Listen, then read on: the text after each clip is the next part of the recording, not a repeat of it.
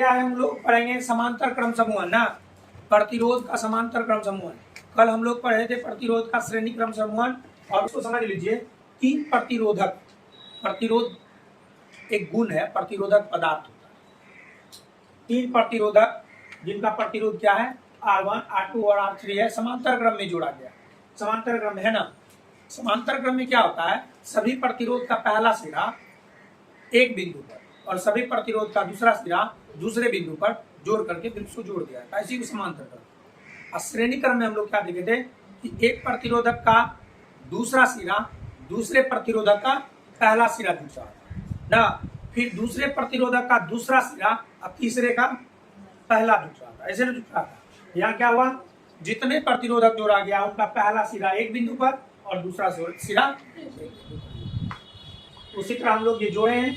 ये बैटरी जोड़ा हुआ है, ये स्विच है, यहाँ से बैटरी ऑन कीजिएगा, धारा यहाँ। अब धारा जो ए पर है तीन भाग में बट जाती है, क्योंकि वहाँ तीन रास्ता, तो धारा बटेगी ना। धारा I1 मान लिया, इसमें जाने वाले को, इसमें जाने वाले को I2 और इसमें जाने वाले को I3, और तीनों से प्रवाहित होते हुए धारा ना आपका यहाँ बिंदु बी पर, ये I1 हो गया, I हो गया, I3, ये तीनों पुनः मिल करके क्या बना देती है, धारा I। वहां बिछड़ गया वहां मिल गया ना। ये हिंदी फिल्मी का स्टाइल है, हिंदी फिल्म देखे है ना, शुरू में दो दोस्त रहेगा, बड़ा प्यार मोहब्बत होता है ना, बीच में झगड़ा होगा, अलग हो जाता है, इसी तरह फिर अंततः मिल जाता है। हाँ, अब भोजपुरी में एगो लड़की रहेगी एगो लड़का रहेगा, तो दोनों में बहुत प्यार होता है, बीच में उसके पिताजी उसको तोड़ देता है, फिर लास्ट में ये हिंदी फिल्म जैसे लगा ना, नहीं लगा, शुरू में दोस्ती हुआ, बीच में टूट गया, फिर अंत में मिल गया। तो चलते हैं हम लोग ना। अब देखिए आप लिख सकते हैं I बराबर I1 plus I2 plus I3, क्योंकि I का तीनों पार्ट है, इसको हम समीकरण एक मान ले तो आप लोगों को कोई दिक्कत नहीं होगा। अब देखिए अगर इनके बीच बिंदु A और B के बीच जो है विभवांतर अगर आप V लेंगे, अब तीनों का तो विभवांतर उतना ही है, बिंदु A और B के बीच का विभवांतर कितना है, यदि बिंदु A तथा B के बीच का विभवांतर V हो तो ओम के नियम से ओम नियम से क्या जानते हैं आप लोग, ऐसे होता है V बराबर I R, V बराबर I R, I1 का वैल्यू हो जाएगा, देखिए V बराबर I R होता है ना नियम से, हमें I निकालना है, ये I इधर गुना इधर क्या हो जाएगा, I बराबर आपका क्या बन जाएगा, V बटे R बन जाएगा ना। I1 बराबर I1 का प्रतिरोध क्या है, ये हो जाएगा V पर R1, होगा कि नहीं, I2 बराबर V पर R2 तथा I3 बराबर V पर R3 हो जाएगा ना। अब ये मान जो है आप समीकरण एक में रख दीजिए ना, इन मानों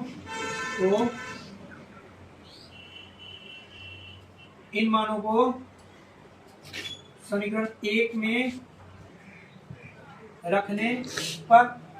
अब समीकरण एक ये है, यहाँ I बराबर I1 का वैल्यू क्या है, V बाय R1, I2 का वैल्यू क्या है, V बाय R2, I3 का वैल्यू क्या है, V बाय R3। अब भी आप कॉमन ले सकते हैं, ये हो जाएगा I बराबर V into 1 by R1 plus 1 by R2 plus 1 by R3, समीकरण 2। अब देखिए ये तीन प्रतिरोध को जो आप जोड़े हैं, जोड़ने के बाद जो कुछ ना कुछ तो आएगा, अगर ये तीनों 5-5 हो तो जोड़ करके कुछ ना कुछ तो आना ही चाहिए, जो आए उनको मान लेते हैं RP इसलिए P मतलब पैरेलल होता है ना, यहाँ लिख लेंगे, यदि समूहन का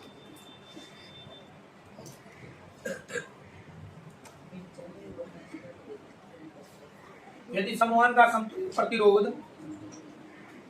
आरपी हो तो, यदि समूहन का समतुल्य प्रतिरोध क्या हो, आरपी, तो इसका पूरा का प्रतिरोध क्या आ गया हमारे पास, आर गया, पूरे का टोटल विभवांतर क्या हमारे पास V, और कुल धारा क्या है I। ओम के नियम से क्या हो जाएगा, I बराबर V बाय RP होगा समीकरण।